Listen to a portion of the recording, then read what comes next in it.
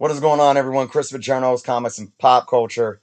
Today, we're discussing another talking point regarding first appearances, cameo versus full. But this is a bit in a different context here. I'm showing off an article by Joseph Overaitis.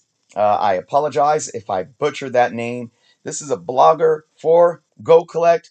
I really, really like what this guy brings to the table in his blogs. He's an attorney, so, for those that know me and how I like to take a very business approach to the hobby, you would know that this guy would bring a lot of those same qualities to to how he writes about the hobby and the industry. So I really, really appreciate his take on things.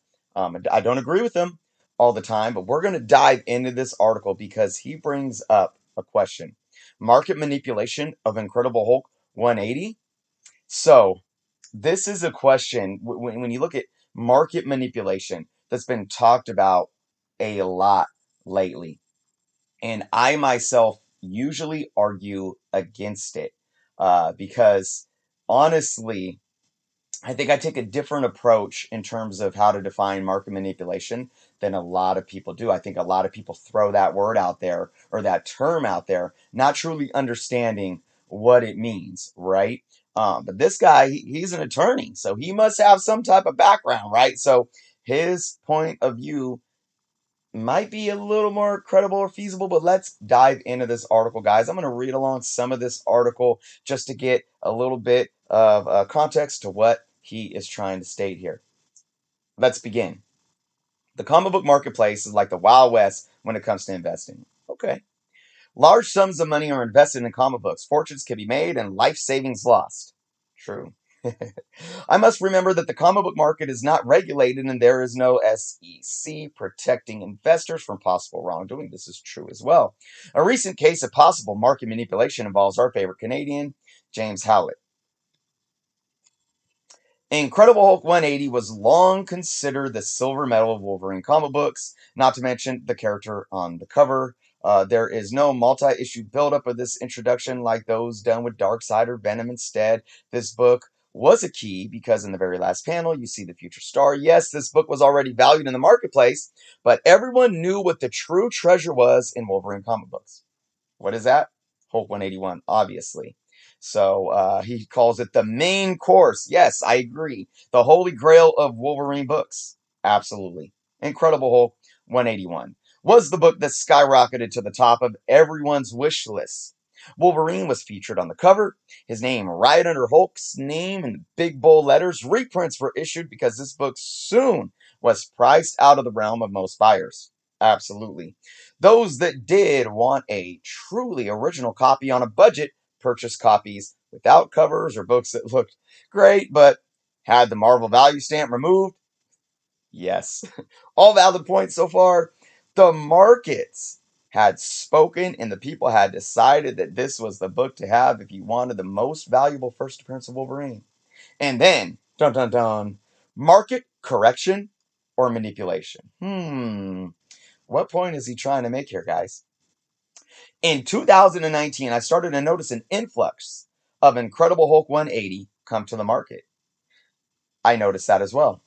At many of these auctions, I had seen Incredible Hulk 181 come to the auction, but they started to come with less frequency. I talked to people at auctions to determine what they were hearing. I was pointed to several websites that were arguing that the cameo appearance of Wolverine was severely undervalued. Some blogs even argued that this should be the book targeted by investors instead of 181 because it contains the first true appearance of Wolverine, regardless if you want to call it a cameo or not. First time we see him, right? Absolutely.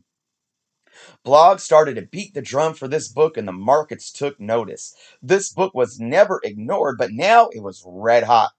Those that had the book or bought low watched FOMO fever, fear of missing out fever, spread as they profited. Okay, possibly. People were selling the book. Demand increased exponentially almost overnight as prices rose. These arguments were still being made in 2020 and had not gone away in some areas. I'm really going to come back to this section right here, guys, to prove my point today. But let's continue on. The significance of a true first appearance was not being disputed for Venom. Arguable. So, why was this argument being made for Wolverine? These blogs took a position that was not prevalent and influenced the market to assist in the pump and dump of this book. Again, arguable. In simple terms, their articles manipulated the value of the cameo appearance of Wolverine artificially to someone's advantage. I am not sure if that was the intent of the bloggers that took this position, but again, intent does not have to present to impact an outcome. That's true. All right. He goes in to talk about why is the facsimiles, why is Hulk 180 in a 9.8 graded earning 75 and a Hulk 181 earning 70. I'm not even going to bring this up. I mean, we could circle back to this in a minute. Honestly, look, you're paying for mainly the cost of the service fees and the slab, and 70 to $75 on the market for both of these books. You're just you're nitpicking here. I'm not even going to get into that. But he talks about what does it mean for you. He said, I was concerned when I saw books come to market as bloggers were hyping Hulk 180 as the first true appearance of Wolverine to invest. Bloggers have great power with their words. Now, I agree here 100%. You guys have probably heard me say this something similar. I am new to blogging, but I try to be honest with books and their investment potential. I am not hoarding titles with the intent to write about them later so I can sell them at a profit. I want to share my knowledge and help people with information as I was assisted by others, regardless of how it impacts me personally in the hobby. I have already lost a book that I wanted and wrote about how it came to an auction and attracted other bidders who must have read my column. That's good. It's good influence, right? Let's move down where he says Comic Fans 101, read the articles, research what is presented, ask other collectors, investors, and speculators, and trust your gut. Hey, you can't sum it up better than that one sentence. I talk about that all the time. All right, guys. So what does this article mean now that we've read through it, guys? Again, I love his background that he brings to the table. Obviously, his law background. He has a strong background in finance and economics. It all ties in together. And I love how he ended this article here saying tips, 101 tips. Just read the articles, do your own research, ask questions, and then trust your gut. Really, when it comes down to it, that's how we all should collect. What makes us happy in the end, and we have to be informed. But I'm going to go up to what this article is really speaking about. Is this market manipulation? And like he says here, market correction or manipulation. I agree so much with this article, guys. But what I disagree with is that, for one, I disagree with how he worded this paragraph right down here. The significance of a true first appearance was not being disputed for Venom. That's I don't agree with that. I think that this argument has been going on forever, and because we are seeing an influx of, you know, first off, databases like Go Collect and Comic Book Realm and Key Collector Comic App, right? Who's extremely new to the scene, 3 years old. You have more content creators. You do have more bloggers. You have more content creators. You just have a lot more people talking about these things. And ultimately, a lot of the people talking about these things are collectors, like myself, or many YouTubers out there that are just getting more and more solidified as valid resources to go to for other collectors. And they watch these channels, they watch these YouTubers, and we talk about these things, cameo versus full. So look, even Key Collector says we use the Hulk 180 and 181 as kind of this benchmark because he's that iconic character that has this type of first appearance where there's a cameo and a full, right? So, to say that Venom and all these other characters don't get the same hype, well, look, they are, it's just not talked about as much. And I'm going to tell you another reason why it's not talked about as much, guys, and that has to do with value. When you talk about exponential increases, let's look at the value of Hulk 181 compared to the value of Amazing Spider-Man 300. I mean, in this author talked about it above in the article about how people are being priced out of the market for Hulk 181. That right there is the key answer to this author's question. Why did Hulk 180 get more hot or get hotter? Now, get this. If you look at the value of ASM 300 over the last 5 years, it's continued to increase. Even over the last 2 years, it has increased a great amount. But what is also increasing? ASM 299. That backsplash cameo of Venom. Okay? Look, people got priced out of the market for Hulk 181. That's what made Hulk 180 have a bigger jump. People aren't priced out of ASM 300 yet. That's why. People aren't priced out of you know, Avengers 196 Taskmaster yet. People aren't priced out of Uncanny X-Men 266, where they'd want to start going more to that annual. And we know the controversy around Gambit's first appearances, and I'm not here to get into all that, but you get what I'm saying. The big books on the market that we see as the key first appearances that are the money books. Nobody's getting priced out of those books like they are Hulk 181. So to call it market manipulation, I think is null and void. Look, and here's another thing that I have an issue when it comes to market manipulation. Guys, when you watch TV and you see the commercials, like what is it, the Downy commercials with the teddy bear that sell, is that Downy, right? The fabric softener brand, or you get, the Lucky Charms, Leprechaun selling you Lucky Charms or whatever it may be. However these companies are using to advertise and market their products. Are you going to believe their commercials? Are you going to believe that like the Quicker Swiffers like really work that good, or that it's not like created in Photoshop? Or like a McDonald's hamburger quarter pounder with a little perfect drip of ketchup coming off the sides and the fluffed up buns. You think your McDonald's hamburger looks like that when you get it through the drive-through? Absolutely not. So are you going to really listen to those things and go get a hamburger from McDonald's and say, "Oh my gosh, I was manipulated. That advertisement was market manipulation because they told me it was this and I needed it." No. So, look, somebody trying to sell a product is going to talk up their product. If we're gullible enough to buy it, it's organic.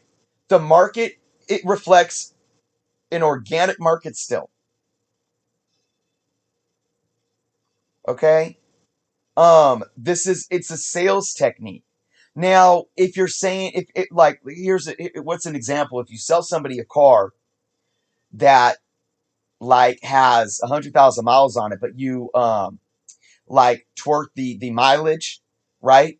And you're selling it as new. That's manipulation, right? So that's like if you're selling a comic book. I don't know how can I compare an example to comic books. Like if you sit and you say like, Hulk 178 is Wolverine's first appearance. That's a lie. And now by stating this as false claim, it's market manipulation. Saying Hulk 180's is true first appearance. Look, he's there. This book is getting hot. You're not lying. I mean, it is what it is. And until we have concrete definition stating what a true first appearance is, or cameo versus full, anybody trying to sell Hulk 180 as the first appearance of Wolverine is not manipulating you. They're not. So that's where I disagree with this argument here. Now, is there FOMO involved? Absolutely. When people are priced out of that big money book like Hulk 181, and they start flocking to Hulk 180, and your bloggers start talking about it, your YouTubers start talking about it, key collectors hyping it up. Look, there's going to be FOMO, but it's organic still, and people are going to flock to it, and it's going to drive the price up. And I've talked about this a lot over the last year or two. Okay, when collectors get priced out of the big book, you go to the next best thing. Okay, with Hulk, Or with Wolverine, I mean, you can't argue that Giant Size 1 is the next best thing because that's a whole first appearance of a whole team, and the market value is extremely high as well. But when you think of Hulk 180, right? And then you can even go if you're priced out of Giant Size number one, if you're priced out of Hulk 181 and Hulk 180, what's the next best thing to me? Possibly Hulk 182, which is another cameo, that he shows up in after his first full appearance, or Wolverine number one, limited series. When you can't find the first appearances, you go to the next best things. If you can't get your hands on the first appearance of Silk right now, you go to her the second appearance, or you go to her first solo. Um, that's just the nature of comic book collecting. So to sit and to say that Hulk 180 is people, stashing up on this book as a pump and dump and then trying to sell it to manipulate the market, I disagree with 100%. 100%. You know, um, and like he says down here, look, he says, I am not sure if there's intent of bloggers that took this position, but again, intent does not have to present to impact an outcome. And that's true too. But when you look at that statement, that that voids manipulation right there. If bloggers are just talking about it with the intent to talk about it, and people are flocking to this book, that's not manipulation. It's organic. Um, the organic inner workings of a market, of a marketplace. It's just like when you Google, say you want to get into some stocks and you Google best stocks to invest in for under $10 right now. You're going to come up with a bunch of articles of individuals giving their opinion. Now, do these authors own these stock, and are they, that you don't know, are they pumping up these stocks because they have a vested interest in them? You don't know that, but you got to read it, you educate yourself, you take it with a grain of salt, and then you base your decision based on the risk that you're willing to take. It's the same thing for comic books, and that's where it's like, this author, as much as I appreciate him, I'm like, come on now, buddy, come on, like, this stuff. This isn't manipulation. It's in the irony of this is I read another article by this author as well, who was talking about how if you go into a comic book store and ask a collector, hey, what should I buy? Or ask the owner, what should I buy? They're going to pump you with hot books, but it might not be right for you. That's a similar thing just right here is anybody talking about what's hot on the market. If they do have vested interest, you can't call it manipulation because they're just trying to sell a product. Now, I will finalize this and say this though. I mean, do I like it? Do I want bloggers to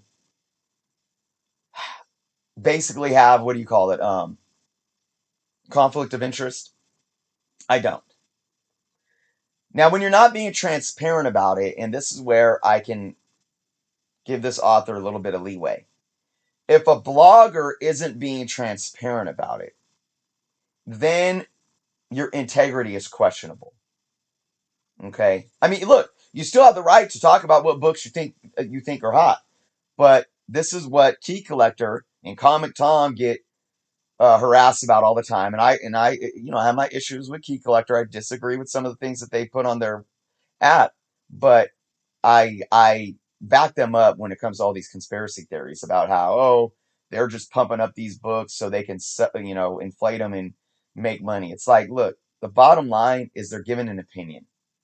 And look, if they're not being transparent about wanting to hype up books and they're trying to sell them, whatever. But look, it goes down to what this author said at the bottom of this article.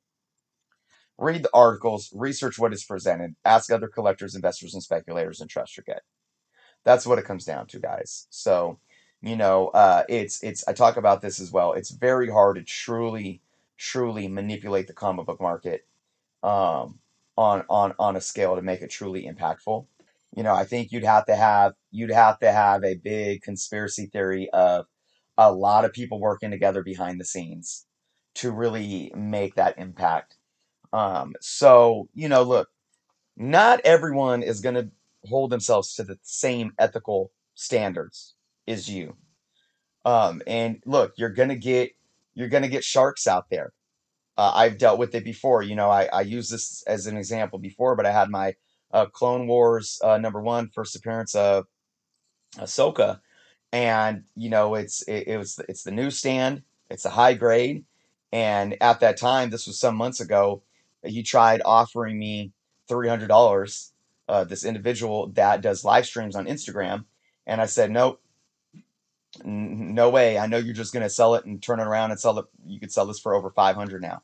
Now I believe the value of that book is at about $1,000. And as soon as I said that, he stopped messaging me. So look, is it wrong for somebody to lowball? No, you just have to be smart. Do I believe that what they were doing was unethical? Absolutely. And I'm not going to get into the details of that specific situation. But the bottom line of what I'm trying to say here, guys, is there's folks out there that talk about the next best thing, and it's not anything new, and it doesn't pertain just to Wolverine's first appearance. Wolverine's first appearance is a benchmark because the value of Hulk 181 and the hype around this character, and the fan base around this character is so much stronger than other characters. So when we start seeing ASM 300 really shoot up, and people are really going to start getting price out of that book, watch the talk for ASM 299 start increasing even more. That's my take on this piece, guys. I want to give a big shout out to Joseph here for a great article. Even though I may disagree with a couple of points, or just wanted to dissect some of the things he said, but he's got a lot of great articles on Go Collect, guys. Go check him out. I appreciate his perspective in the comic book industry greatly, to a great deal. So with that being said, guys, thank you so much for watching. Let me know what you guys thought of his article and my video. Leave some comments below. Do you believe that, the talk surrounding the cameo appearances, especially Hulk 181, is market manipulation, or do you just believe it's a sign of the times? Leave your thoughts below, guys. If you haven't subscribed yet to the channel, please do so. Thank you for watching, and until next time.